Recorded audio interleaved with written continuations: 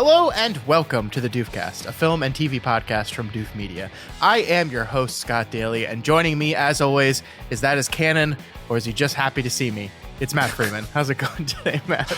Oh, it's definitely that I'm just happy to see you, Scott. Good. I'm glad. I'm very glad. This week on the show, we are returning to a director that we have done quite a few episodes on. 30 some episodes, actually. Oh my God. One of our longest running Deconstructing series, Deconstructing Ridley Scott. We've missed a film by Sir Ridley Scott. A movie came out in 2023 called Napoleon.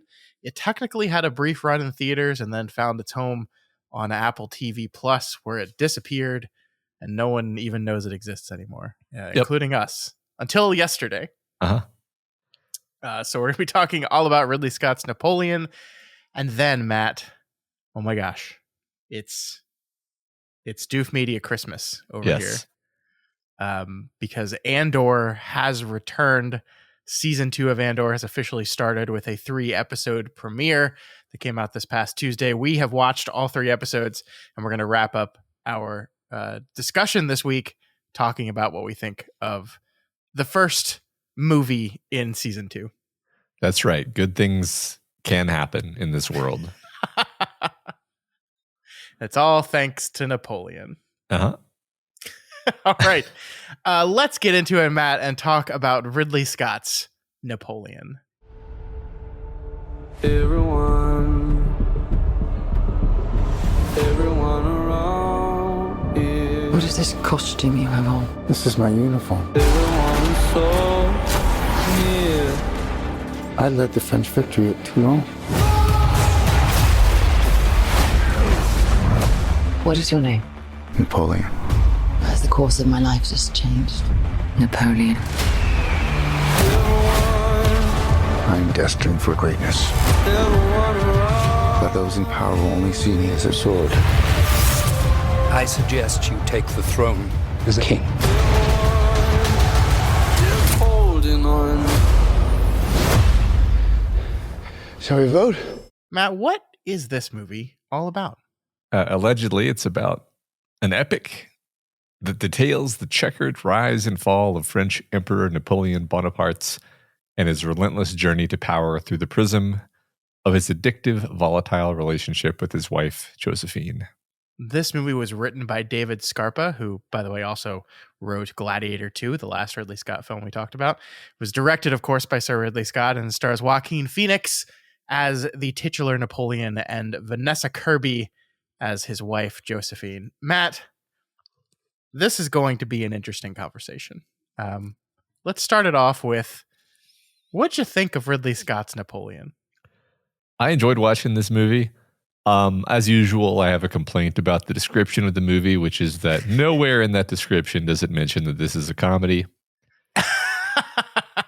I think people are weirdly reticent to just admit that it's a comedy. I don't understand why. Probably because it wasn't marketed as one, but it just is. Do you think Ridley Scott knows it's a comedy? I do. I really do. Because in so many ways, it's making fun of Napoleon. It's making fun of French society. It's making fun of British society. It's making fun of human nature in some ways, just setting aside the individuals. It's a statement about,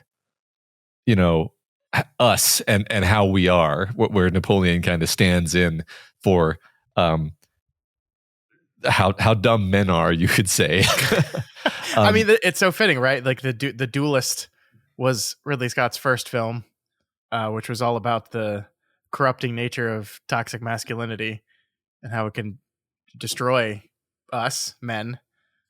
And here we are, how many years later, and he's done it again. Yeah, it's sort of the lineage of like the Wolf of Wall Street, where you're kind of following this like pompous blowhard who would just be so unpleasant to be around in real life. Yeah. But he also kind of has this reality distortion field where he just kind of always gets what he wants. And he just happens to be the number one guy in the world who knows where to place a cannon. And then on top of that, we couple it with what I think is like a really quite effective dramatic through line where it's just like he doesn't. Okay, this is the movie. I'm talking about the movie. I'm not talking about the historical Napoleon. Sure. In context of the movie, everything that he does is to impress this one woman who he thinks is hot. Everything in his life, literally everything, and she's not that impressed by it. No, which drives him mad. And that's it. Like, and I think that's awesome. Like, I actually love that. Like, it doesn't bother me at all that it's like profoundly ahistorical. It's just like a fantastic idea for how to make a sort of morality play tale about men and their obsessions and I actually think this is one of those conversations where we're going to pull all kinds of great stuff out of it and come away from this conversation loving the movie. I anticipate that, but first I want to hear your thoughts. I think you're right. I'm so conflicted on this movie. So, I mean, like, I think it's just to level set. If anyone's listening to this right now that has not seen Napoleon, like, this is not a movie in which you get to learn the history of Napoleon, right? This movie is kind of uninterested in talking about exactly why he was a military genius. It kind of pays lip service to that, but really doesn't go into any details on like what was he actually doing that was so brilliant and new that he just dominated. It really doesn't talk about his rise to power very much. Like, he becomes one of the 3 consuls as part of the coup, and we see the coup happen. And then it kind of yada yadas over the next 5 years, and then suddenly he's declaring himself emperor of France, and you're just like, whoa, wait, how did that happen? I mean, so like we get to see all the big historical events, right? Like we get to see the Battle of Waterloo, we get to see his escape from Elba, we get to see his rise to power, we get to see his defeating of the Prussians. Like we get to see all these moments, his march to Moscow and back. Like we hit all the big moments of Napoleonic history, but because of the way Ridley Scott has chosen to frame this movie, that's always kind of secondary to, as you said, the relationship with his wife and it being this motivating factor for him. And so like if you go to this movie expecting to like, hey, I've heard a lot about Napoleon through cultural osmosis, I don't know much about what he actually did, I don't think you're going to get that here actually. Especially since, as you said, like a lot of the actual historical accuracy of his motivations for doing things was not, shockingly, because of his wife. It is true that his wife's name was like one of the last words he said. It is not true that he escaped Elba because she was fucking around with the Tsar of Russia. That did not happen. I don't know, but at the same time, like, I think if it was just a like military history fiction telling of Napoleon, I would have just been like, oh, okay. Yeah. Like it's such a more interesting movie than I was expecting it to be. Yeah. Well, I think a lot of it comes down to the way Joaquin Phoenix chooses to portray this character, where oh my God, yes. I want to talk about this because I don't know that I have my hands around it yet, but he's in some ways it might be a contender for my favorite Joaquin Phoenix performance, which is funny because it's not like it's particularly big. Yeah. It's not, I was contrasting this with his performance as Commodus because like this movie has a lot of kind of very superficial similarities to Gladiator, where it's like it's a Ridley Scott epic featuring battle, several battle scenes, and it doesn't shy away from violence. And really a lot of the way the battle scenes are shot actually just reminded me of Gladiator, where I was like, this is like one of the best battle scenes I've seen since Gladiator, which is, Gladiator. So that's saying something. But which one were you talking about? I just thought that the Battle of Waterloo was, it was just well executed from the perspective of convincingly showing people having a battle, which is sure. which is, you know, I feel these days like most battles that you see are like a gray cloud hiding a CGI, you know, ugly slog. And this, like, you could see what the hell was happening, and there seemed to be actual actors on the screen. And yeah, and I think, I mean, I'm not a Waterloo expert by any means, but I think while a lot of the motivating factors of this this movie are not true, I think it got the actual moment to moment events of the battles pretty accurately. That is, as I understand it, how Waterloo went down. Compressed a little bit. I think the battle took longer than it seemed in the movie, but essentially, like, he was trying to defeat one army while another was marching on him, trying to quickly defeat it, and just got kind of outplayed. I mean, like, we don't like the square, the little checkered square defensive move that the British did against cavalry, like, that was a real thing and worked remarkably well against charging cavalry. So that's all accurate stuff, which is cool. Yeah. So sidebar here, I kept thinking while watching this movie that Ridley Scott, like all good Englishmen, hates the French, and so yes. Like, I feel like I don't think I'm off base in saying that, like, some amount of the humor of the movie is just at the expense of the French. Like, as a people. and Ridley Scott is just enjoying this. He's just enjoying the idea of, like, you people let yourselves be snookered by this guy, you know, you dumbasses. Like, I just think he's enjoying that side of things. One of my favorite lines in the movie is when he's yelling at the British ambassador, and he says something, doesn't he? He's like, "You think you're so great just because you have boats." Yeah. Oh God, I know. I love that. I love it. Okay, so that brings us back to Joaquin's performance. Okay. Yeah. So like, it plays in this wonderful space where everything I said a minute ago, where he's this horrible blowhard jackass, totally self-absorbed, kind of childish in many ways, uncouth, but also you never really hate him, you never really dislike him. It's almost like his sort of charisma and his reality distortion field is kind of leaking out of the movie and affecting you, even though at the same time you're fully aware of what a just like doofus he is. Yeah. I don't quite know how he stays in that middle ground, because he's not playing it just purely as a comedic, like, you're supposed to think this guy is just a doofus and just laugh at him. But there's a lot of scenes that are that. But I think part of it might simply be the fact that we also see him, you know, be a military leader and like win battles, which for me is kind of a funny meta comment, where it's like, for the same reason that the French people were seduced by Napoleon, I was seduced by Napoleon, which is that everybody loves a winner.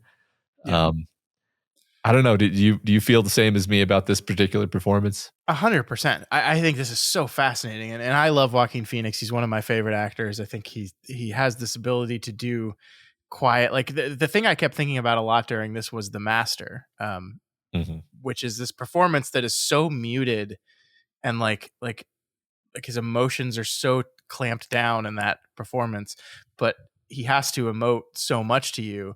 And like, I'm not saying his emotions are quite as clamped down in this movie, but like, he swings wildly between like someone that seems totally like stone-faced and shut down and indifferent to everything, to like, I mean, the perfect example is he comes back from Egypt entirely to confront his wife again. Not the way it happened, but who cares?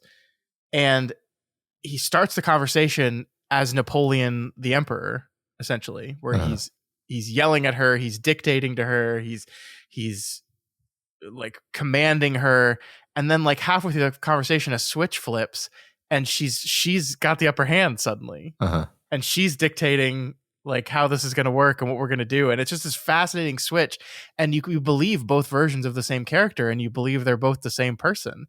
I think you're so right that the tricky part of this is making him kind of a silly joke, but we understand why everyone in the world was like enamored with this guy. And it I mean, yes, it's because he won and he was a military genius and he was very good at winning and people like that.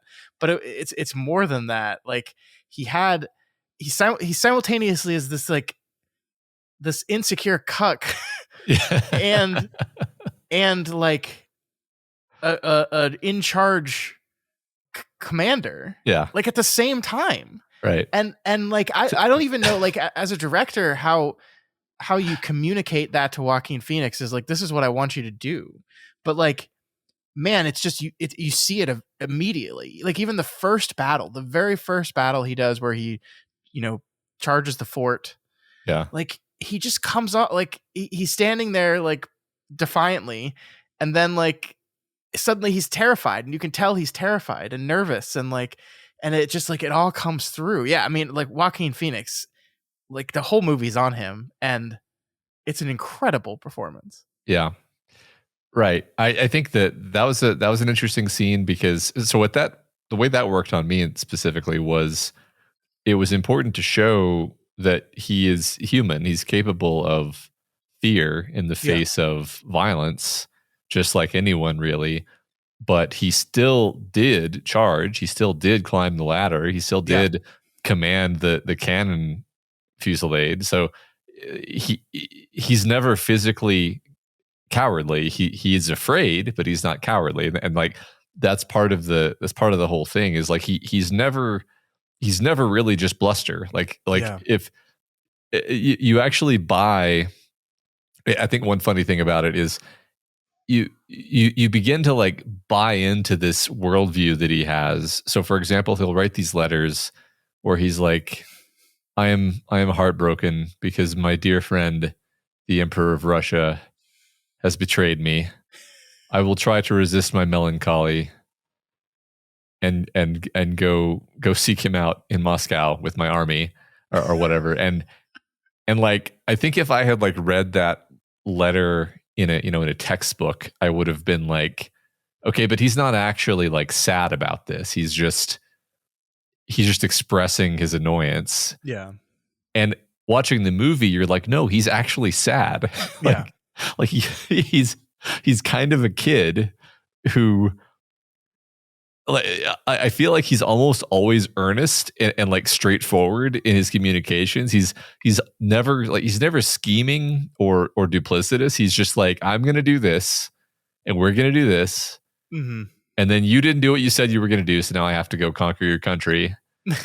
And that's kind of how his character, like that's one of the sort of like backhandedly endearing things about him is while everyone else around him is kind of terrible. Like the beginning of the movie really doesn't focus on him very much. We focus on these other kind of, the horror of the revolution.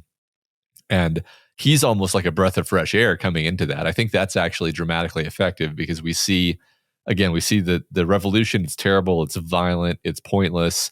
It's grotesque. And then Napoleon sort of steps in and he's this like force of clarity and straightforwardness where he's just like, he almost, he doesn't quite sneer, but it's like Joaquin does everything he can to express disdain with his like posture of just like, you people, like this is absurd and I'm going to sort all of this out. And then he basically does. But the thing is, it's not like he's like it's not because he's like a better man morally. He's just better with cannons, right? So yeah. I mean, it's like, I don't know. He's such a fascinating historical figure, right? Like, and we were talking about this earlier today. This idea of like the one great man of history theory, right? And like how often that's kind of just bullshit. But like when you look at Napoleon, you're like, okay, but maybe though, like. And yeah, I mean, a lot of it's just like coincidence and timing, right? Like he's a man born in at the perfect age at a time of great uncertainty and a vacuum of leadership in a country. He's also like brilliant at military tactics in the exact right time that brilliance can be fully exploited. And it's just like everything was stacked his way. And so he just took over the freaking world. He just did it. Yeah. And then, well, at the same time, yeah, like being this guy that's just like gonna go home to his wife and be like, why don't you love me? Yeah. Right. Why are people mean to me? Yeah. I actually no. Actually, I want to take back what I just said there, because maybe you disagree about this interpretation of the performance, but it's like he doesn't actually care what people think of him. He really just cares what his wife thinks of him. It's entirely Josephine. Yeah. Like Yeah.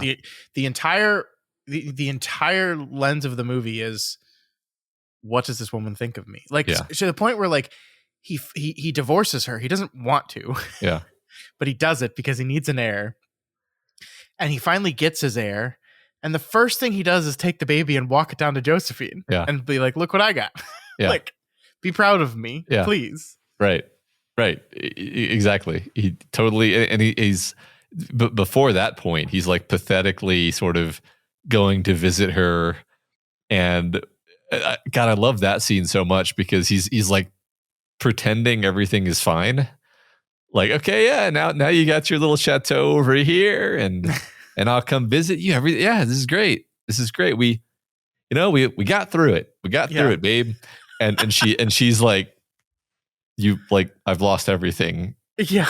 But she sort of, I think she understands at that point, like, I kind of need to just play along with this if I want to continue to live in even this level of splendor, because if he, at this point, if he becomes annoyed with me, he's just going to take everything away. So she's just like a purely tragic character next to this sort of like buffoon, almost comic performance that we're getting from Joaquin.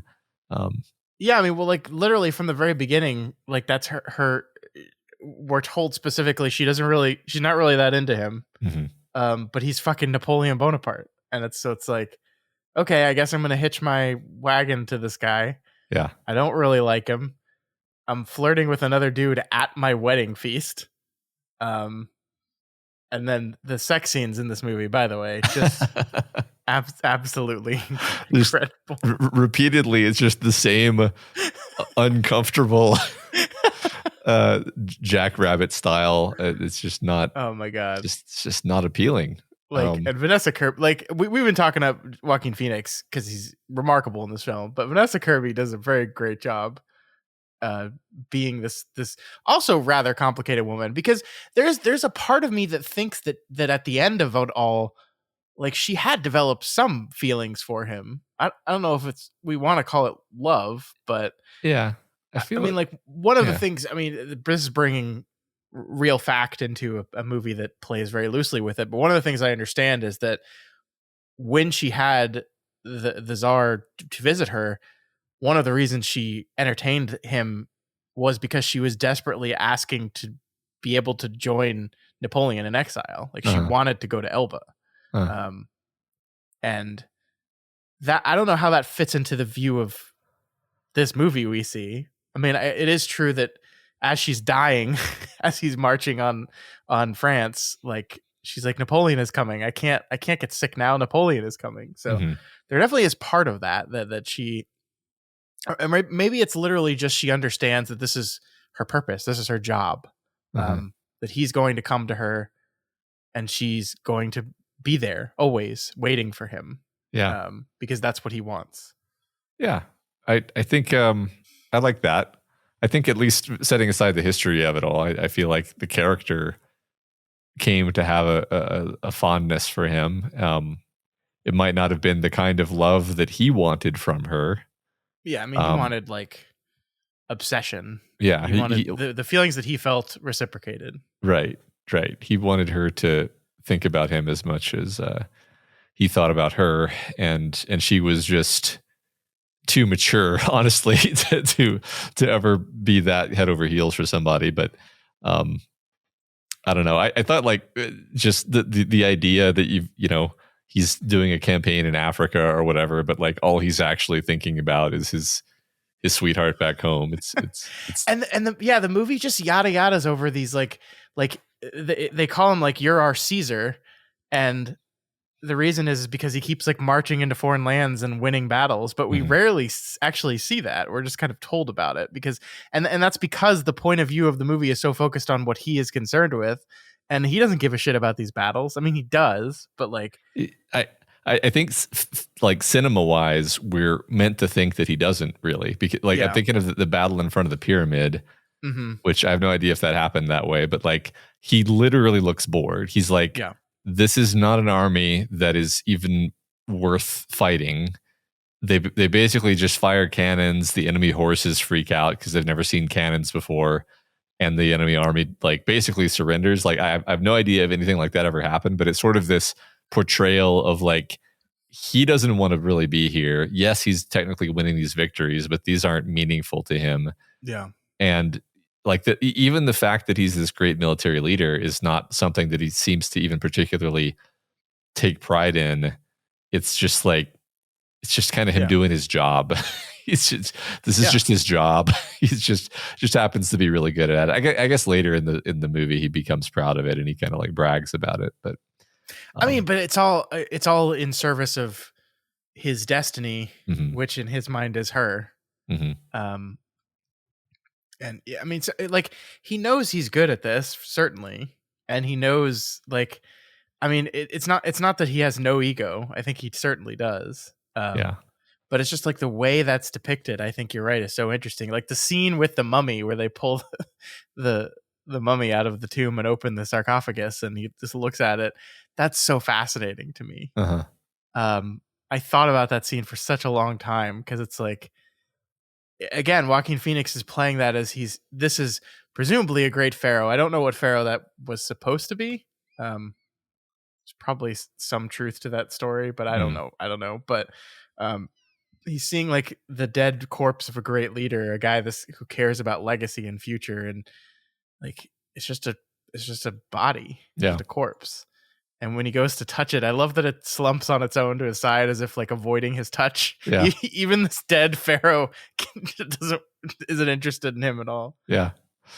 Yeah, because he has this huge chip on his shoulder about the fact that the other royals of Europe they're always going to see him as an upstart because he's just this Corsican nobody who just happens to be really good at military tactics, and he's not of the blood like them. And that drives him crazy, and he wants to, he does everything he can to like marry into them, and but it's never enough. I do wonder, like I guess I'm kind of confused, honestly, because part of my question is rooted in history and part of my question is rooted in the movie, so I'm going to try to separate them. Like in a movie like this, in a story like this, that's about like the rise and fall, the fall side of things is, I guess in this particular case, the fall is just like he just keeps doing the thing that he's been doing, but he overreaches, the classic blunder of invading Russia in winter and underestimating his opponent, I guess, to some degree, which I guess you could also say he kind of does in the Battle of Waterloo too, where he doesn't expect the British to use any tactics at all because he has such low opinion of them, because he thinks of them as just being naval combatants, and is seemingly taken off guard when they actually do that checkerboard pattern that you mentioned. So yeah, I guess it's like I'm reaching for some kind of connection of like how is the what is the moral arc of like he succeeded and then he fell because blank, because I think this is the big flaw of the movie and why I'm still kind of mixed about this movie, because I agree with you. Like it's such a fascinating story, the rise and fall of Napoleon, and what Ridley Scott and his writer are trying to do is take this story and wrap it around this skeleton of his relationship with Josephine. And there are moments that works really well, especially when they stretch the truth a little bit. And then there are moments where it doesn't. And like the fall of Napoleon, like it was just a military blunder, right? Like he just made a mistake. He underestimated the Russians. And he underestimated what the march through Russia would be like and how long it would take and how long it would take to get back. He just messed up and thousands and thousands of people died. And like, there's no clear, in my mind, relationship to Josephine in that blunder. And in a movie that's trying to construct this thing that everything is wrapped around his relationship with his wife, like that's what you would want. And it's like they were kind of hemmed in by history in some way. Like they can play with dates and do things like, oh yeah, this is why he left Elba. But with Moscow and the retreat from Russia, like there's nothing you can do there really. Yeah. I think you're right. I'm really scrambling to try to sort of fix it in my head. It's not a huge like movie ruining complaint to me, but I do feel like that was a part where, you know, Josephine just kind of disappears from the movie for a while. Yeah. Yeah. I don't know that I want to call this a complaint because I don't know what I would have done differently, but it is kind of like there's kind of two movies here. Like one movie is this ironic comedy about, you know, war of the sexes and this, you know, boorish man becoming the emperor of the known world. And then the other movie is like a biopic about Napoleon, the great general. And the battle scenes, while I did compliment the battle scenes just a minute ago, it's like they really kind of feel weird in this other movie that's happening that is basically making fun of this guy. Yeah. And showing him to be kind of a ridiculous person repeatedly, where one of his trusted generals tells him that his wife is cheating on him, and he tells him that he's not allowed to have any dessert and kicks him out of his tent. Like that, and then that's the same guy later who's leading the charge in the Battle of Waterloo, and you're just kind of like again, it's not like I'm saying like, and that's terrible. I'm just like, I don't know. Those are just like two different flavors on the plate, and they don't really quite go together. No, I think you're spot on here. Is the problem is that those are two different meals that Ridley Scott wants to eat at the same time. And like you can kind of think and see a version of this movie that fully commits to the bit and doesn't have these big epic, well photographed action sequences in it, because it is just a movie about Napoleon and Josephine. And it's like, I don't think anyone would ever want to make that movie. And but like, I don't mean like creatives. I mean like the money people would be like, so you want to do a movie about Napoleon, but we're not going to show any war? Really? Isn't that kind of a big part of Napoleon's history? And so, yeah, what we're left with is this movie that's kind of, on the one hand, trying to be a biopic about Napoleon Bonaparte and his rise to power and fall from grace. And then it is trying to do this really fascinating other thing by inspecting. And I love what you said at the beginning of the episode, inspecting not only this man, but like what motivates people and how people are motivated and how people make the choices they do and strive for what we want and fail and succeed and all these things. And that's a really, really fascinating movie as well. But it's like, can both of those exist in the same film?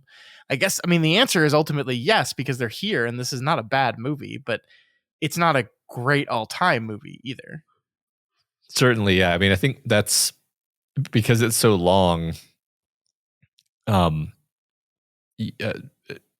It feels very rangy and spread out. Yeah. And I found myself like forgetting how the movie began. I was like, oh yeah, it began with the French Revolution, right, and the beheading of the Queen, I guess.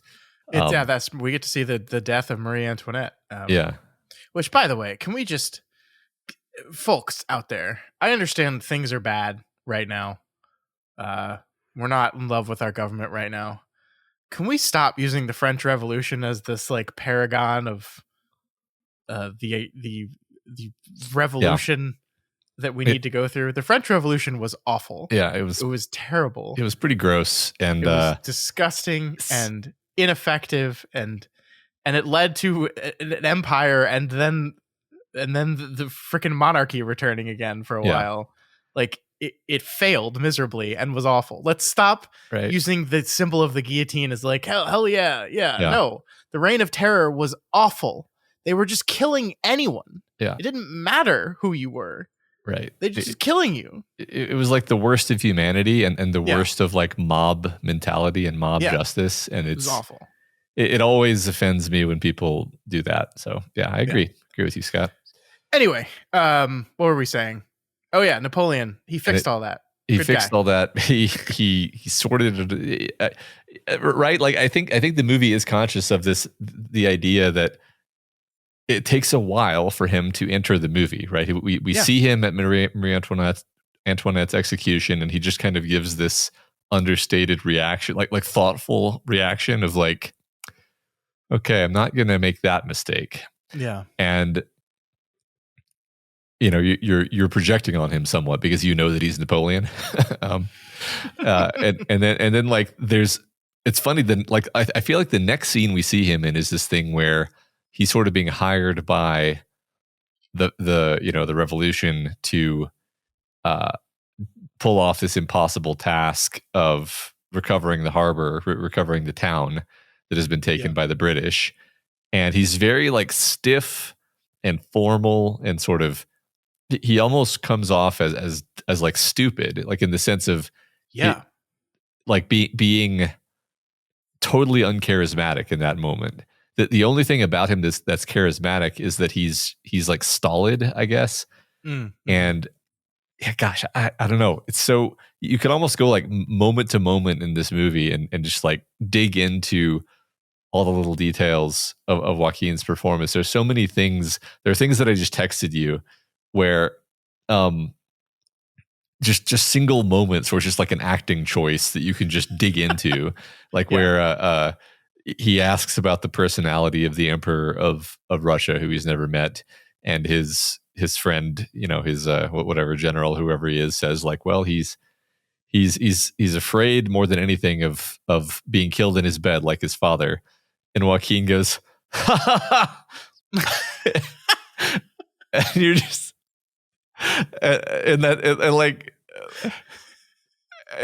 stuff like that is throughout the movie, and it's not it's never too much. It's never so much that you're like, what's wrong with this guy? It's just like that idea to this version of this character was funny. Well, and like, I mean, the thing I'm thinking of is the dinner with Josephine, where like their marriage is at the low point, where he's really frustrated with her not having kids yet, and she calls him fat. And Joaquin's response is like, I do like to enjoy my food. Yes, I do. It's just like so weird. Yeah. And wonderful. And like, I mean, like, again, it's a tale of two Napoleons almost. And it's just, it makes for a fascinating character and a fascinating character study. Like, you're just kind of glued to the screen because you want to see what happens to this guy, and yet you know exactly what happens to this guy, because even if you're not caught up on the details of the history of the Napoleonic Wars, like, you know, everyone knows how this ends essentially. And I don't know, like, I don't think this movie's that good. That's I'm so like, I don't think it's like a great movie, and I'm pretty fascinated by the fact that this movie just like came and disappeared. Like, I remember this movie came out and I didn't watch it, but like nobody was talking about it. Like, it feels like nobody saw this movie. And again, part of that is because of the Apple TV of it all.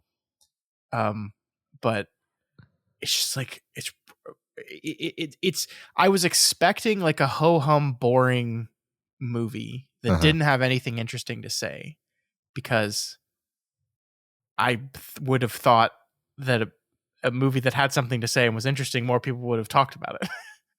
I had the same exact reaction. I remember back when it came out, I remember even like reading reviews about it and thinking like, oh, it sounds like boring, and like they don't understand, you know, what's interesting about this story. Yeah. And I almost feel now, having watched it, that the reviewer didn't understand what the movie was trying to do. Yeah. And that maybe, people walked into it expecting a straightforward Napoleon biopic because that's kind of how it was marketed, and that's kind of what the trailers looked like. And it's actually, again, it's like this comedy. It's like see, I've never actually seen Lolita, but I know like the reputation of the film Lolita is that it's just like this particular tone of like mocking its protagonist, basically. I shouldn't use that as a reference since I've never seen it, but it's doing something actually quite subtle, and I think good. Like, I think successful. What, like you just said, I wasn't bored. I didn't think this was a slow movie, despite the fact that it's super long, and I have an allergy to long movies. But like for me,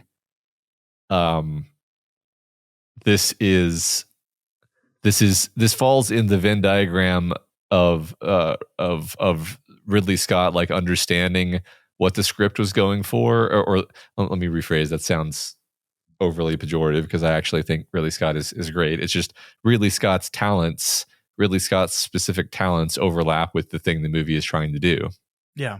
And I mentioned that because we've commented before, the less successful Ridley Scott movies are the ones where the script is going for one thing, the script needs one thing, and Ridley Scott's skill set is quite impressive, but it just doesn't quite intersect with that thing that the movie needs, and so you're just kind of left cold. This movie was not that. This movie was effective, in my opinion. Yeah, I agree. And yet at the same time, I'm like, but I don't know if it's good. Like, I'm so torn on this, because it's like, I think it goes back to what you said about the two kind of movies that exist in this movie at the same time. It's like, ultimately, like, does that make a good cohesive package? Mm-hmm. Especially when the one movie, there are moments when the two movies tie together really, really well, and there are moments where it very much feels like they couldn't figure out how to tie them together, and then they just stopped trying. Yeah. And it's like, did that work on me? No. But like, I mean, the other problem is like, I feel like we grade on such a curve with Ridley Scott, because especially with these, like, you think of like a historical action war film, and like how many of these he's done that have just been absolutely dreadful. Yeah. And it's like, oh, this one wasn't bad. Right. It's like it gets bonus points for that. Well, I don't want to prematurely terminate the free-ranging discussion of the movie, but I feel like this back and forth we're having right now is leading us into an implied discussion of the rankings. And the thing about the rankings of Ridley Scott movies is that, we've covered like basically 30 films, and the funny thing is, like, 15 of those films are like all-time nearly perfect movies. Yes. Like the 15th best Ridley Scott movie is an amazing movie. And then it's like, okay, so where does this fall? And I think it doesn't fall in that company, but I don't think it falls in the like G.I. Jane level. Like, this was clearly a miss. I think it falls in like a new gray zone between like a perfect flawless movie all-timer and Gladiator 2. I mean, it's definitely not like All the Money in the World or House of Gucci or like Robin Hood, where you're just like, Ridley, what the fuck were you doing here? Yeah. It's definitely better than those movies. Yeah. I mean, so just to remind people, like, normally when we do these deconstructing series, we rank the movies from least to greatest. Because there were so many Ridley Scott movies, we didn't rank them. We just tiered them. So we have like a C tier, a B tier, an A tier, and then we have our top 5. So I think certainly better than C tier. Yeah. I don't think A tier. I think, see, this is where I'm stuck, is I'm looking at our B tier movies, which include stuff like G.I. Jane, The Counselor, Alien Covenant. And I'm like, okay, this movie is definitely better than those three movies.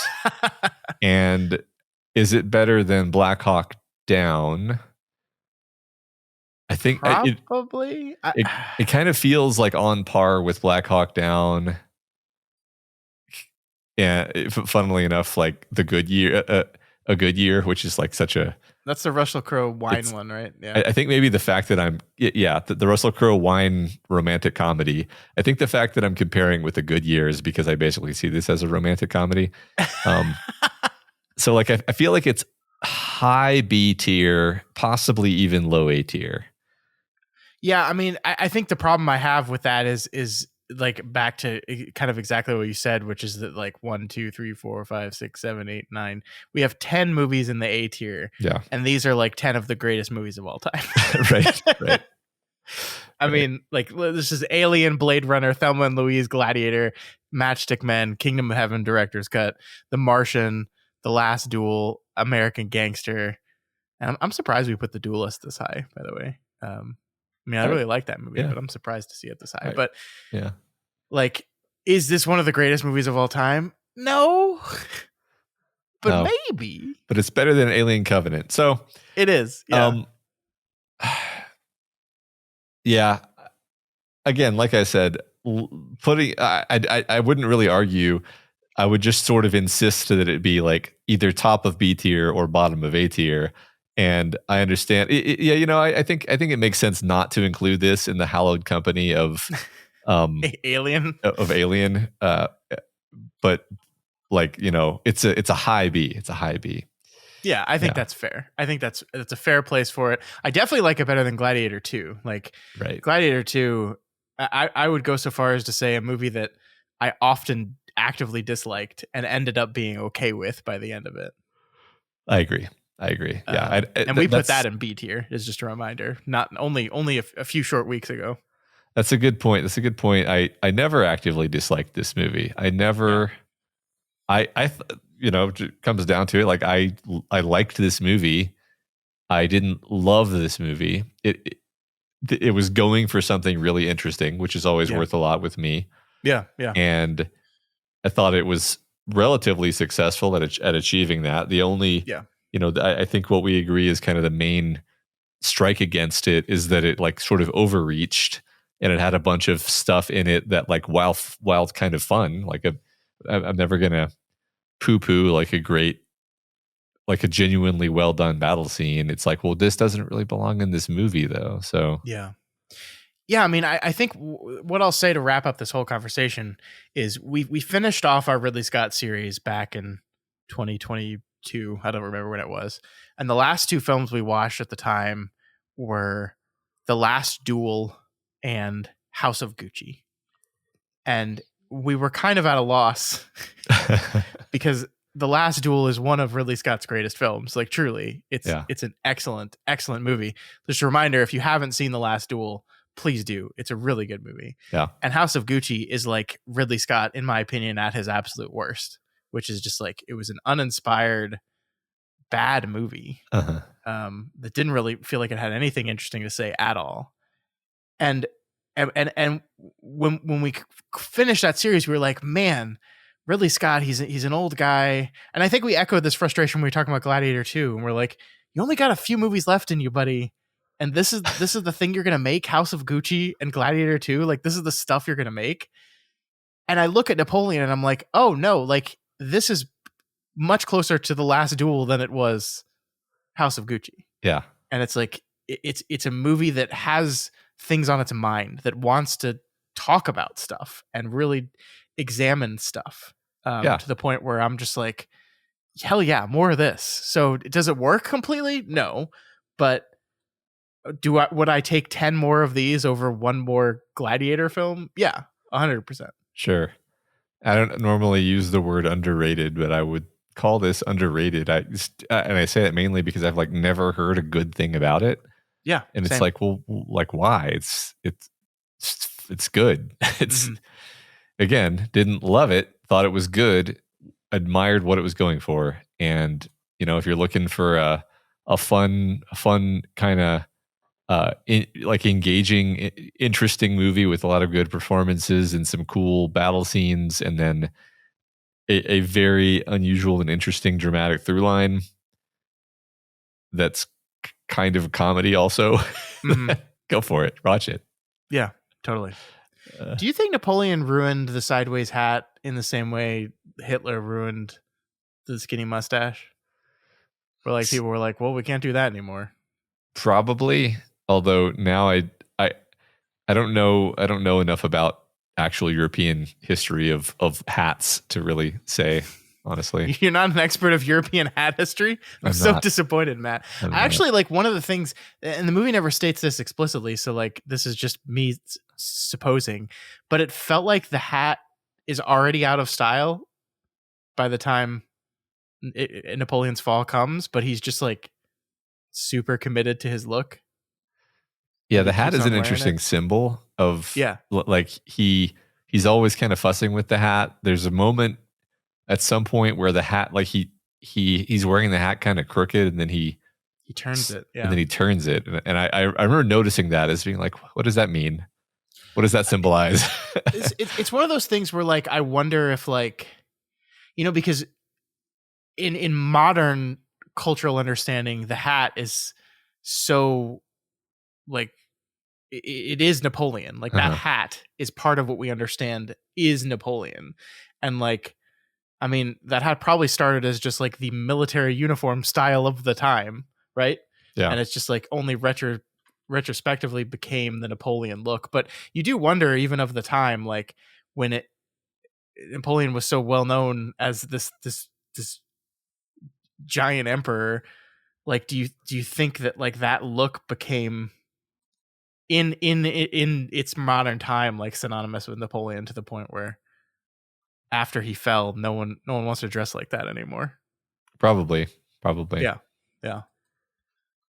Do you think it's funny? There's like one scene where he's not in full military uniform, and I was like, oh, weird. Yeah. Why aren't you? You're just wearing like normal looking clothes. Why? Yeah. I thought one funny thing about the ending of the movie, which maybe it's just historically accurate and not particularly like a filmic symbol of any kind, because maybe he just was dressed this way. But during the final battle, the Battle of Waterloo, everyone is wearing, their uniforms, but he is wearing this like gray trench coat over his uniform. Yeah. It's funny. I'm looking up like paintings, and it actually just seems like maybe he was wearing the gray trench coat, and that's true. Yeah, I mean that is another thing that in my head is synonymous with Napoleon, is that trench coat look, and I don't know where that came from, actually. Yeah, maybe that was part of the uniform for the officers. Who knows? I mean, I'm sure someone knows. I don't know. Yeah. They French, just didn't. But one funny thing, they didn't even try to do the thing with the hand. They didn't even. Yeah. They didn't even slightly try. What I mean by that is Napoleon, like in every painting, he's like hiding one of his hands because his hand was like injured. Yeah. Why do you think that is? Just like, we don't need to deal with that. Yeah, I don't know. I just definitely they show Joaquin having both hands totally visible, and they're probably just like, nobody cares. Yeah, it's not important. It's not important to this version of the character. Mm-hmm. Fascinating. What a fascinating guy. Yeah, Napoleon. I can't believe they didn't just kill this fucker. Like I like that is I just like everything I know about humanity. It's wild to me. Yeah. Especially how guillotine happy they were in the first part of the movie. I mean, maybe that's why is it just that like culture was like so like tired of executions that it's just like, we can't do this. Like politically, we just can't do this. Yeah. Especially after he escapes the first time. Like you could make an argument that's like, okay, well, this coalition joins together, they march into Paris.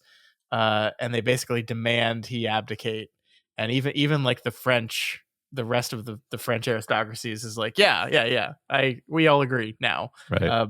You killed too many of our people, and so like it's like a peaceful abdication relatively, And so you could see okay, you're just going to go live in exile, like comfortable exile for the rest of your life. But then the fucker escapes, marches on Paris again, says, sorry, I'm in charge again now. And that starts the whole 100 days thing that ends at Waterloo.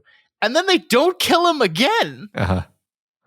They banish him a second time to an even worse island. Maybe this time he'll stay at the island. Of course he did. Like part of that is that he gets cancer and dies. But like, it's just so crazy to me. It's just so crazy. They just wouldn't kill this dude. Yeah, I mean, I think part of it, the movie doesn't really say much about this, but my understanding, gleaned from the historical document, The Count of Monte Cristo, is that like there were just a lot of people who were super loyal to him still, even after he was exiled, and it was sort of politically very hard to be like, yeah, we're just going to kill him, because the blowback from the Bonapartists would have been extreme. I mean, definitely in the military, they fucking loved him. Mm-hmm. Yeah, they loved him. Right. I can't think about Napoleon Bonaparte without thinking about the Count of Monte Cristo now. Especially the movie when the one guy goes, Bonaparte. Yeah. Oh, Zatara, the stories you tell. Yeah. Yeah, me too. I was repeatedly thinking when he went the whole time he's at Elba, I'm like, is this the part where here comes Edmond Dantes? Edmond Dantes is going to come get the letter, and that all definitely also happened exactly that way. Yep. I love that book. I love that book too, and the not very good movie based off. Yeah, I love that movie too. Yeah. We are all kings or pawns of men. Who told you this? Napoleon Bonaparte. Bonaparte. Oh God. Oh, The Count of Monte Cristo. We did a book club on that. Go listen to it. We love that book. It's a delightful book. Funny too. Also, another Napoleonic story that is delightfully funny. I guess I just enjoy this period of history, actually. Yeah. Me too. Pretty interesting. Mm-hmm. All right, Matt. Anything else you want to say about Napoleon? No. Go see it. Yeah. Apple TV Plus. There's a director's cut as well. It's another hour long. I did not watch that version. Oh God. No, I didn't either. But the nicest thing I can say about this movie, though, is like I'm kind of curious about it. Right. I was just gonna say that's the biggest compliment we can give is I'm marginally considering watching the 4-hour director's cut.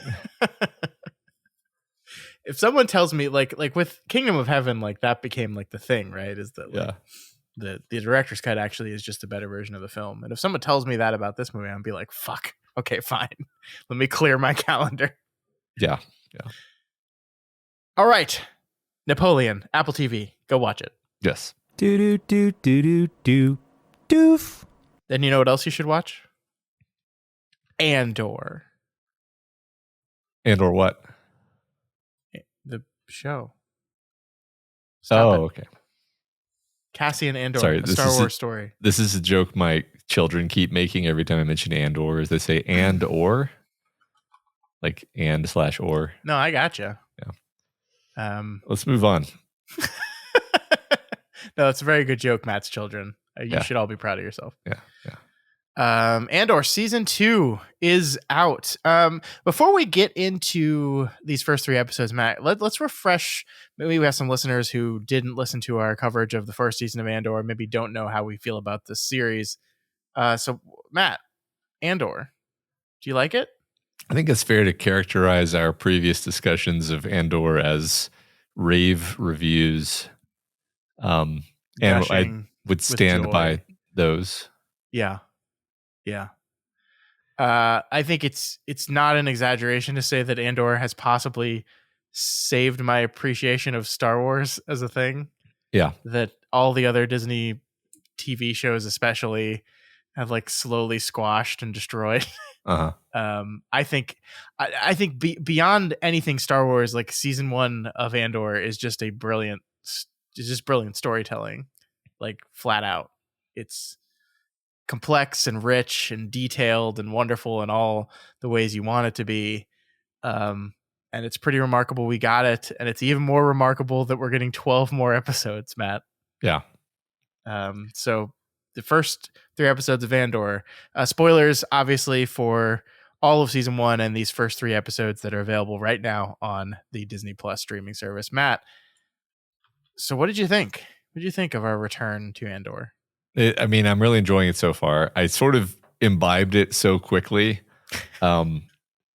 just last night actually, that I'm still formulating my actual sort of thoughts and feelings and reactions, but just overall high level, it feels like more of the thing that I loved in season 1, where we've got intricate, subtle character work, great dramatic set pieces and concepts, and character dynamics, and we let all this play out in dramatic and fun ways, and the acting is just acting all over the place.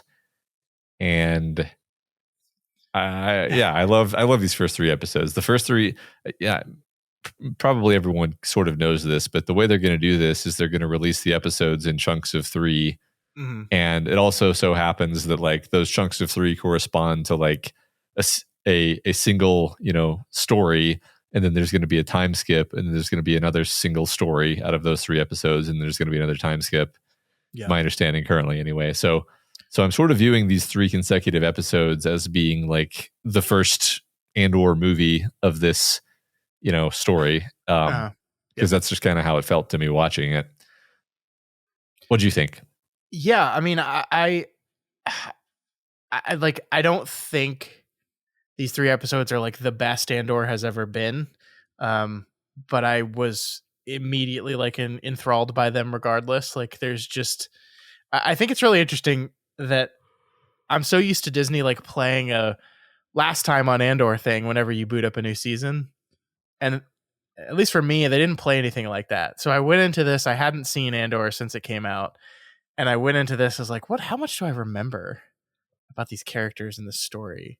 And I found that the show did just a really good job of not like outright like this is this person, remember them, this is what they did, this is what happened, but like reintroducing us to the characters in a way that you just like felt like you immediately knew what was going on. And I think part of that is just the specificity and the detail of the world that these characters inhabit, which is like, it's just like there's everything is fleshed out. Like there's, and it's like Star Wars on a level that we've never seen. When like, did you know Star Wars has infomercials? Because Star Wars has infomercials now, and also like there's convenience stores that we have to rush down to get some spiced tea in the middle of a dinner party, and there's this whole culture with spiderweave, and there's this other whole culture that has 3-day-long weddings, and like we learn all the detail of it, and it's all there in the background, and the farming culture, and like all of this stuff is so detailed and so beautifully crafted, to the point where you're just kind of sucked into the world, and like I forget it's Star Wars. We talked about this in season 1. You forget it's Star Wars, while of course it's still Star Wars. Yeah. It's remarkable. I love every single one of these characters, even the bad guys. We had, I think Krennic is his name, from the movie, right? Return in the show, which felt like a thing that was going to inevitably happen. Here he is. I was listening to an interview with Tony Gilroy, the creator of the show, and he based that entire conversation when they're debating how we can horribly destroy this land to mine this land of these very rich, important peoples, and how we can like this very secret meeting.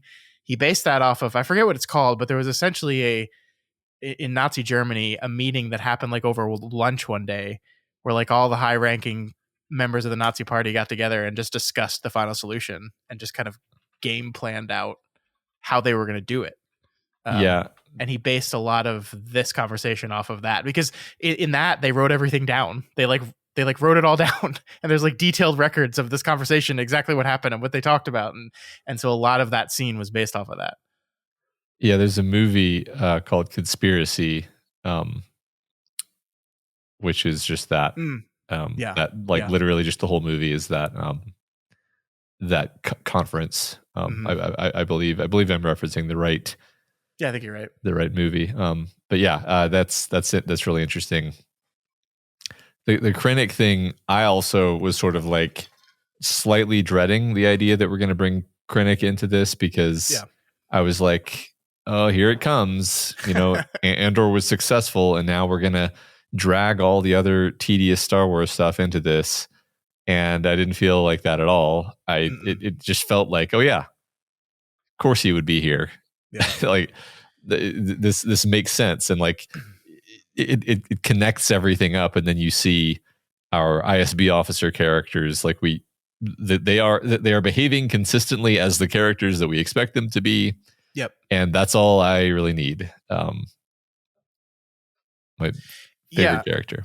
Yeah, and like so this is kind of like, there was part of me as we wrapped up season 1 and we brought the Death Star into it. There's part of me that had that same level of, oh no. Because I mean, the interesting thing about this is, once again, this is a prequel series that the finish line is known to us. We know exactly where Cassian Andor ends up. We know what's going to happen to him because we've all seen Rogue One. And so we know all this stuff, and we have to get there eventually. Like, we just kind of have to. And so, but I was definitely worried about like the Star Warsy shit encroaching on this show I love, and the details and the complications of the show I love. And I'm continually surprised at how that ends up not mattering to me. Like the introduction to Krennic, I'm pretty sure like Cassian's on Yavin 4, right? Like that's the planet he escapes from. Oh, is that the jungle planet? I'm pretty sure, yeah. I bet you're right. That didn't occur to me, but we see the temples as he flies away. Yeah, I'm now in this moment realizing the significance of that. Yeah.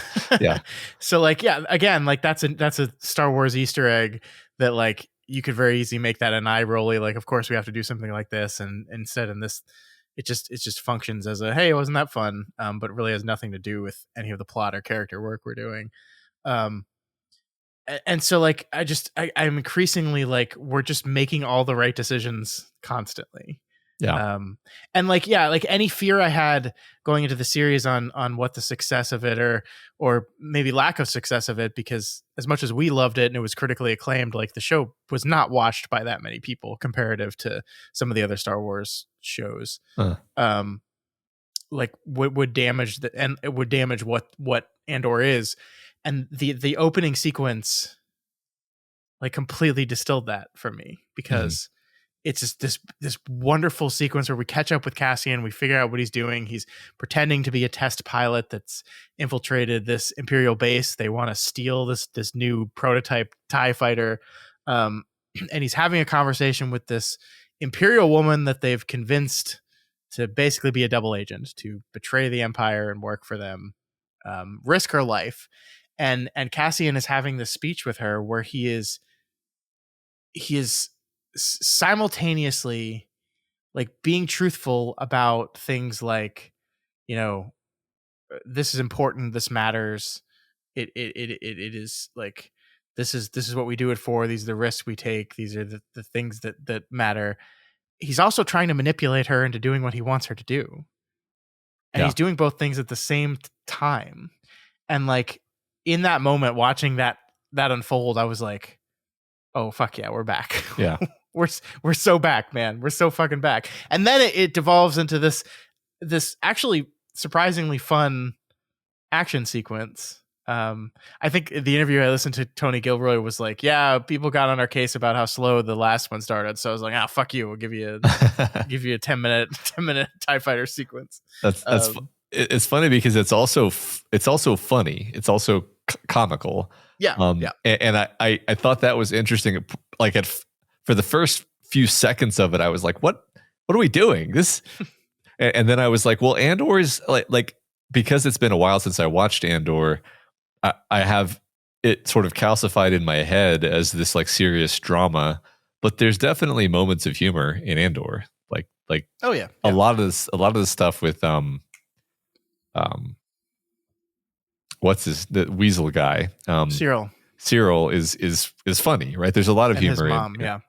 a lot of humor in the first season, and I felt like it was a good choice actually to be like, hey, this isn't going to be a dreary slog that's totally self-serious. There's some funny stuff in Andor. We're not gonna overdo it either. It's kind of the main funny part is when he's stuck in the hangar and the TIE, whatever it is, TIE Avenger, I think I looked it up, is just like bouncing around in the hangar, and he has to shoot his way out. Like it's fun, it's funny, it's very Star Wars. It feels like the sort of hijinks that Han Solo would have gotten himself into, and then we segue nicely into, the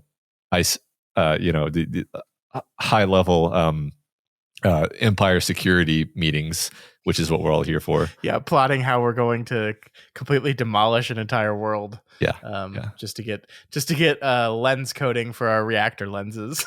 right, and just I think Krennic frames it as being like an energy production reactor. Yeah, but I'm pretty sure that we're just meant to assume that it's the Death Star reactor that he's talking about. Almost certainly, yeah. I bring this up because I wonder. I find myself wondering, like, does Deidre or, God, you just said his name, Cyril. Something's wrong with my brain. Cyril. Do you think they have a line? And I bring this up because I think this is the seeds that I feel like we're planting. Is we're sort of in the first season, we sort of see Deidre and Cyril as being aligned. They both want the same thing. Yeah, well, now they're dating. And now they're dating, and now they're very much aligned. But here's the interesting thing: is they don't actually want the same thing. We know these characters. We know what they want. Cyril wants justice. Cyril wants it makes him so angry when he feels like someone has escaped justice. Yeah. That's what motivates him. That's what he's actually interested in. That's what he cares about. Deidre is not at all interested in justice. No. Deidre is interested in order. Yeah. And she's essentially a psychopath. And these two characters, again, they both think that the Empire is serving them, but Deidre is correct. Yeah. Deidre, I don't think, has a line. Deidre, if she found out that actually this metal is going into the Death Star, which is going to be a super weapon that we're going to use to suppress everyone, she would be like, oh my God, that's awesome. That's going to work so well. I'm so happy. Yeah. And I feel like Cyril, for all that he's a little weasel that we hate, I don't think that would be his reaction. And I'm mentioning this now because I hope this is the direction we go with these characters. Yeah. I don't need to see like a full Cyril redemption. I don't even know if I want to see a full Cyril redemption, but I feel like that's why we set these characters up the way we did. Yeah, I totally agree with you. I mean, like it's just like you said, like I said at the beginning, we kind of know the end point of this show, and while that's true with Cassian Andor, it's not true with any of our other characters. Like we don't know what happens to either of these two people, and yeah, I mean, I just have to believe we're doing something really fascinating with them. By the way, I just want to say, like, I will watch Dinner Party at Cyril's House. Uh-huh. Like, you could make that an entire spin-off show, and I would watch 800,000 hours of that. Uh-huh. Because I loved every bit of that scene with him, his mother, and Deidre. Yeah. Like, just incredible stuff. Like, just absolutely wonderful, wonderful stuff. And the way she sets her mother-in-law straight, or future mother-in-law, I guess, straight, is like this. Like, that woman, you're absolutely right. That woman is a psychopathic monster. And I love her so much. Yeah, right. Funnily enough, we went a whole season knowing nothing about her. Yeah. And in this season, she says, oh yeah, my parents were, executed as criminals when I was 3 and I was raised by the state. Yeah. And you're like, oh, well, that explains a lot. Yeah, it does. Didn't know that I was wondering. But like, and it even gives you a little bit of empathy for her because you're like, oh, well, if you're literally raised in an Empire orphanage, then I guess you would you'd be a little broken. You'd be a little brainwashed. It would be pretty hard to avoid that, actually. Mm-hmm. So I not that it's mitigating, but I was like, oh, cool. We're kind of learning about Deidre a bit. Yeah. I do want to nitpick what you said a second ago. We are talking about Star Wars, so nitpicking is the order of business. Of course. We do know where one of our other characters ends up, which is Mon Mothma. True. And the way they chose to do that is, I think, the best possible way, which is, well, we know that ultimately she becomes the formal leader of the Rebel Alliance because we see her in Return of the Jedi doing that job. And I don't think we ever see her before that. Maybe she's mentioned by name before that. I feel like she's in A New Hope.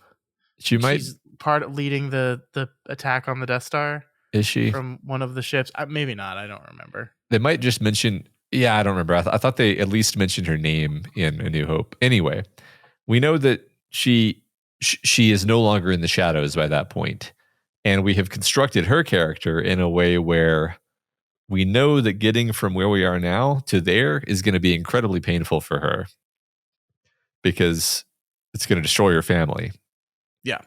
And that's incredibly, anxious making, knowing that we're going to have to get through some rough patches with Mon Mothma.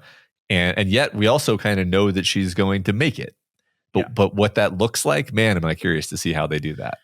Yeah, I mean, like, again, this is why I love the show so much, that like the 3-episode arc of Mon Mothma is that she's in a wedding for her daughter, right? And it's actually just the Godfather because the guy that helped her with her money problems in season 1 has now decided that he's going to pull a Fredo, and they're going to have to take him out, and like. She is still even this far into the rebellion, like still desperately trying to maintain some level of innocence and detachment from the ugly work of what a rebellion requires, the Luthen side of this whole thing. One of my favorite lines in these 3 episodes was Luthen is basically telling her, we're going to have to kill this guy. And she says something effective like, I'm afraid I don't know what you mean. And his response is, how nice for you. It's so good. It's so good. And of course she knows exactly. Like that's the thing. Is like we leave her in these episodes getting wasted and dancing as Taj is his name, I think. Gets in the car with the woman that's about to murder him. Or like Tay or something. I don't remember. Tay, whatever. Something like that. Yeah. It's Star Wars names. And it's this incredible build to this moment where this across the last 3 hours this guy has like increasingly gestured towards, I'm gonna fuck you over unless you give me exactly what I want. And to where just the writing is on the wall instantly. And of course it's just perfect that Luthen, the most dangerous badass rebel guy, is in the room when all this is going down. Like he picked the worst possible time to try to do all this stuff. And that's like she has this, like, Mon Mothma is such a fascinating character because on the one hand she's putting her daughter in this arranged marriage, which is something her daughter seems fine with it, but she's not. Like she feels like she's robbing her daughter of freedom and all this stuff, and yet she's going forward with it anyway. And it's just like, I think Mon Mothma is a character who wants to have her cake and eat it too. And eventually she's going to have to like, we know the finish line. So she's going to have to stick her neck out one of these days. And she's one of the most prominent politicians and from one of the most prominent families on this planet. And her daughter is going to be caught in the blowback of this. Certainly.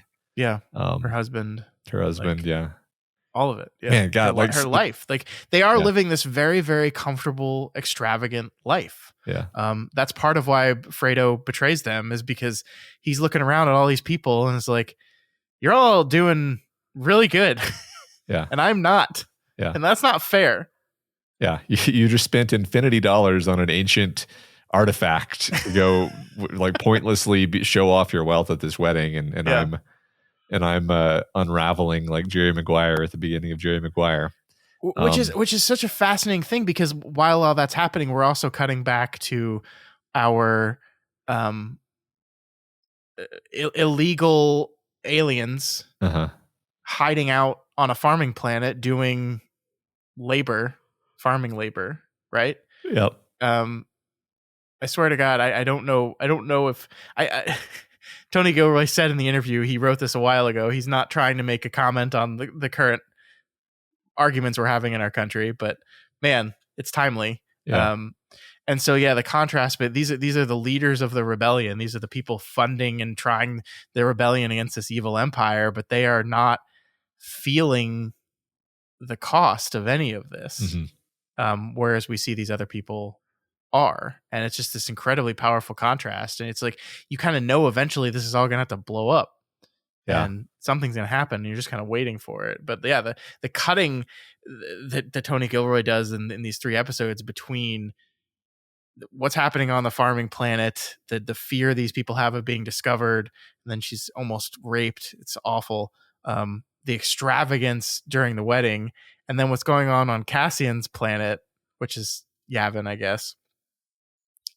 And these are rebels that are all on the same team. Yeah. That are almost comically trying to destroy each other. Right. Yeah, it is almost comedy. It's almost the closest thing we get to lightheartedness. Yeah. I think I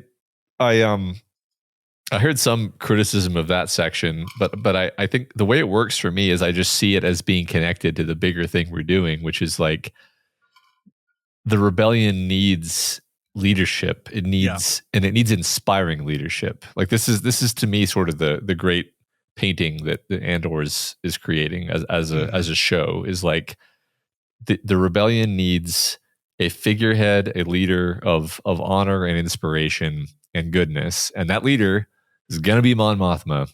Yeah, because that's and she's going to have to find herself a little bit because she's not quite there yet.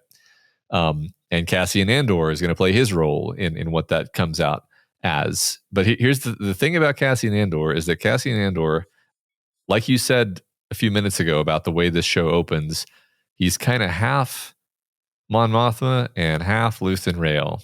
Yeah. Where he will shoot a man in the face if after thinking for like 1 second, if he decides that that's what needs to happen.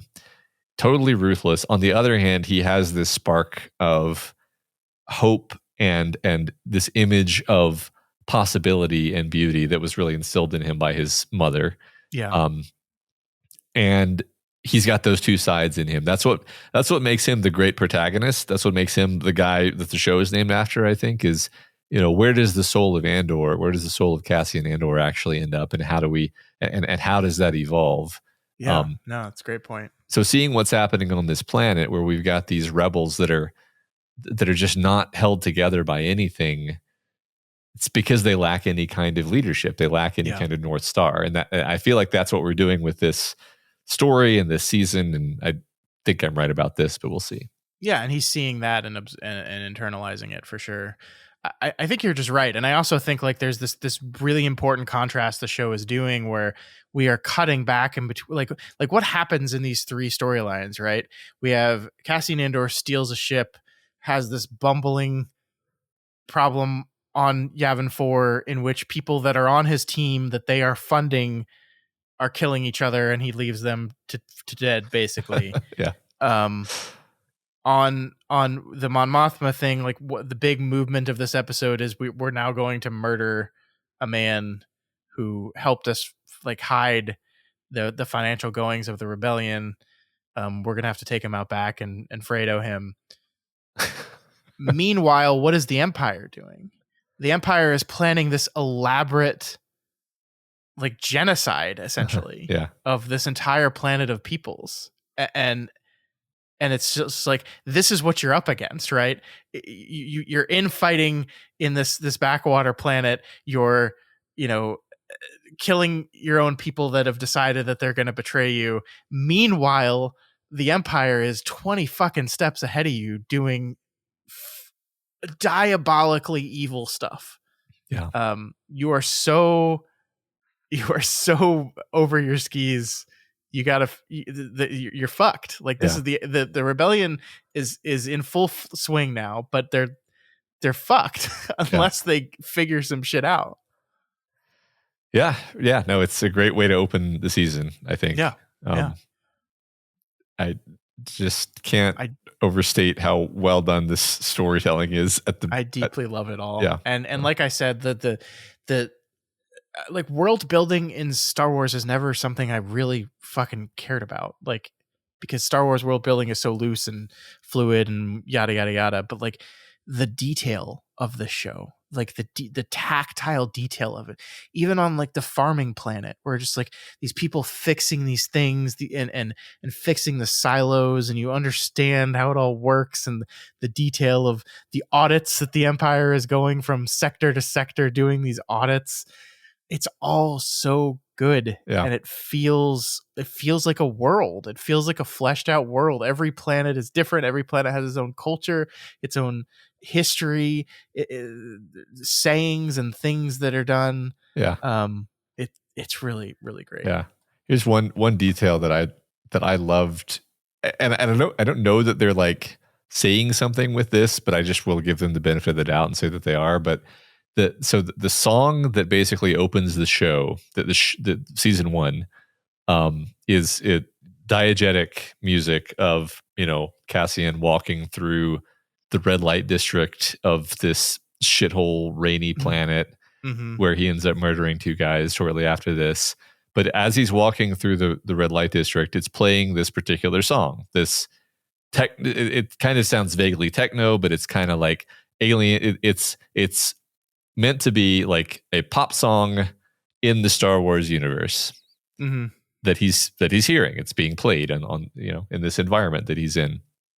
But it's like a grimy environment. It's like a song that you associate with the red light district. That's the song that they're playing on the little floating disco ball at the wedding at the end. No way. It's exactly the same. It's literally the song. Awesome. And I can say this because I've listened to the Andor soundtrack, many times, and it's on the soundtrack. And I was like, at first I was just like, you're just like, I recognize that. That's okay. That's a callback. And then I was like, I think it's like more than a callback. I think it's a juxtaposition of like these rich people dancing frivolously, listening to this song that harkens back to like the dirtiest, grimiest part of the story. And that juxtaposition being sort of shocking, actually. Yeah. Even if you don't remember that was the song, maybe subliminally, that connects it back to that moment. Yeah, I mean, I can say for myself, I did not remember that was the song. I had no memory of that whatsoever, but the juxtaposition of that music I thought was really great, especially when it starts out, we're only cutting to hearing that music when we cut back to that sequence of Mon Mothma and the rest of them dancing. And eventually the music kind of invades the rest of the scenes where we're with Cassian and hearing it then. And yeah, it's this really powerful feeling that's created from it. Yeah. Yeah. Yeah, it felt, they could have just made some other song, but they clearly harkened back to that specific moment. Yeah, I love it. God, what a show. I know. 9 more episodes.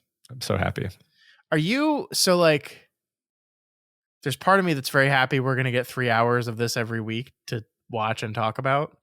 There's part of me that knows that means we're 3 weeks away from just Andor not existing anymore.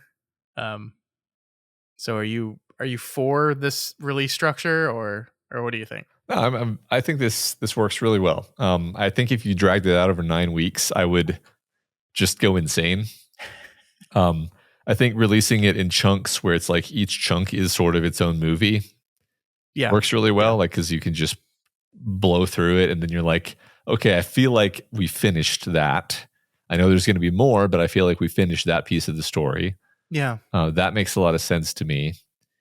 And when it's over, I mean, I think I said before, like, I would have been happy if there was no sequel series to the first season, because I was just like, that was perfect. I don't actually need anything else. Everything above this is bonus. So so I'm just happy that we're getting this, honestly. Great. Yeah. It's a different structure, I think, from the first season, though, because I feel like they released it week to week in the first season. Maybe they released like the first 2 or 3 at once and then released week to week. Because I do remember like the middle sections of the first season, like the prison arc. Like I remember the obviously the Never More Than 12 is like a cliffhanger halfway through that arc, and we had to wait a week to see the resolution of that, I think. But maybe I'm just wrong about this. I don't remember. I'm pretty sure they did not do this. This thing that's happening now. I don't actually remember what they did, but I just don't remember. I think it might have been week to week. I if so, I like this better. Mm-hmm. Okay, well, that is Andor. We'll be back next week to talk about the next 3 episodes. I'm excited. Me too. Just to circle back around, it was Return of the Jedi in which Mon Mothma was first introduced, not A New Hope. Good. It's just so no one calls us on our incorrect Star Wars lore. Yes. I know we're very precious about it. Yes, it's what you come to Doof Media for is Star Wars minutia. Yeah, definitely. All right, folks, that is all we have for you this week. If you have any opinions on Napoleon or on Andor Season 2, Episodes 1, 2, and 3, please reach out to us and let us know. You can email us at doofmedia@gmail.com, head over to X @doofmedia, Instagram @doofmedia, and Reddit, reddit.com/r/doofmedia, and chat with us there. We want to hear. What did you think of the first 3 episodes of Andor? Are you as perplexed and amazed by Napoleon as we were? Let us know.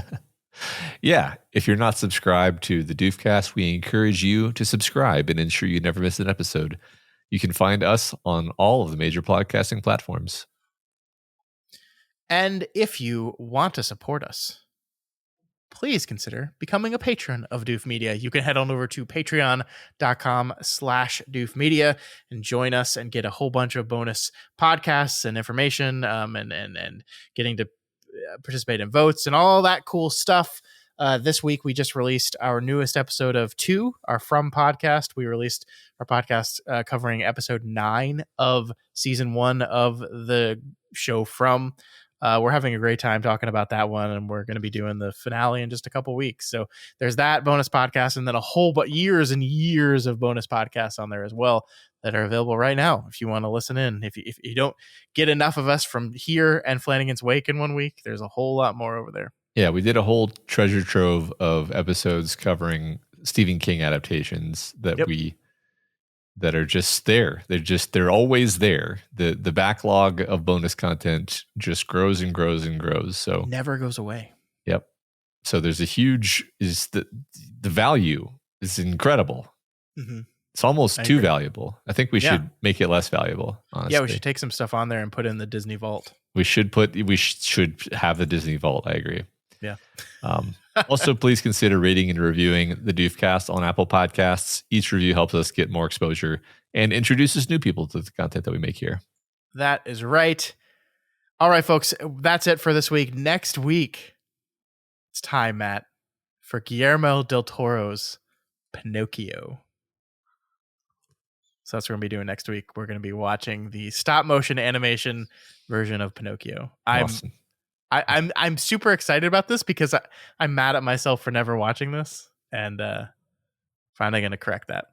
Yeah, can't wait to see some horrific facial damage occur to a stop motion puppet. I wouldn't do that. I guess does growing your nose out when you lie, is that considered horrific facial damage? Yeah. Okay. Well, then that's definitely happening. No good. We'll find out next week. We'll see you then.